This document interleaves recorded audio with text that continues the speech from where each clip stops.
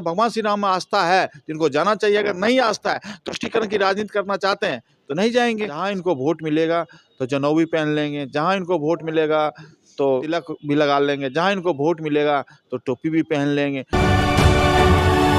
नमस्कार, आप देख रहे हैं तीसरा पक्ष न्यूज नेटवर्क। आज हमारे साथ है राकेश पोद्दार जी, बीजेपी के प्रवक्ता।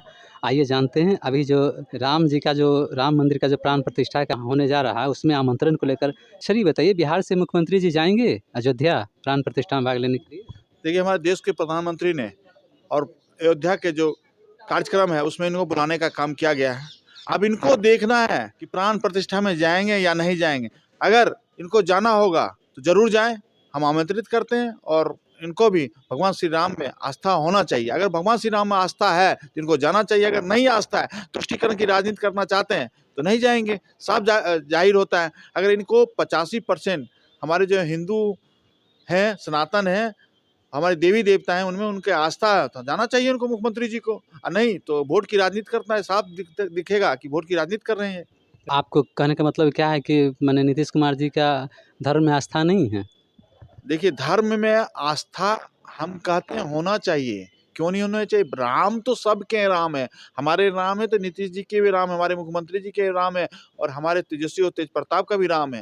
राम सबके हैं, राम सबके दिल में बसते हैं। लेकिन ये लोग सिर्फ राजनीति करते हैं, तुष्टीकरण की राजनीति करते हैं। एक वर्ग को, एक समुदाय को खुश करने के लिए राजनीति करते हैं। अगर इनको प्रेम है राम से तो जाना चाहिए राम।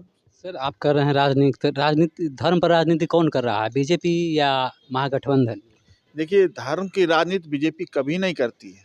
जब सत्ता में होते हैं, जब सरकार चलाते हैं, आप राम राज लाना चाहते हैं। भगवान प्रभु श्री राम जब राजा बने थे तो उनके राज में राम राज भी था, उसमें विकास की भी बात होती थी, किस तरह न्याय मिले उसकी भी बात होती। तो जो अब देश चलता है, देश चलाने का कार्य किसी प्रधानमंत्री को मिलता है तो उनका उपयोग होता है कि मंदिर भी बनाना है, मस्जिद भी बनाना है, गुरुद्वारा भी बनाना है, चर्च भी बनाना है, उनका कार्य में आते हैं।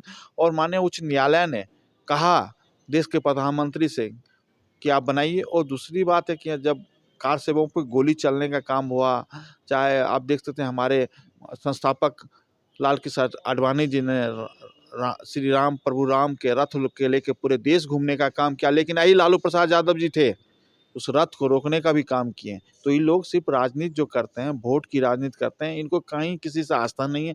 जहाँ इनको वोट मिलेगा तो जनेऊ भी पहन लेंगे, जहाँ इनको वोट मिलेगा तो क्या कहते हैं तिलक भी लगा लेंगे, जहाँ इनको वोट मिलेगा तो टोपी भी पहन लेंगे। लेकिन इन लोगों से पूछा जाए कि आपने कभी माँ दुर्गा का जब उपहार रखा जाता है क्या आप उनके यहाँ जाते हैं? उनके घर पे कभी नहीं जाते हैं। जो नवराते हैं उसमें उनके घर जाते हैं? कभी नहीं जाते हैं।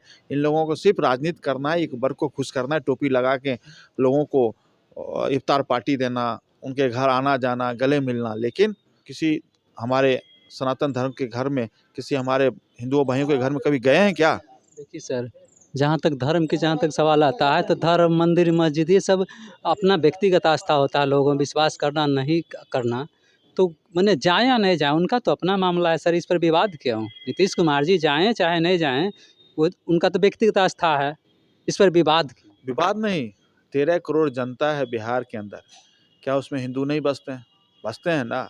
और क्या उसमें मुस्लिम भाई नहीं बसते हैं? सभी लोग हैं, सभी जाति के लोग हैं। तो आस्था इनको रखना चाहिए सभी को।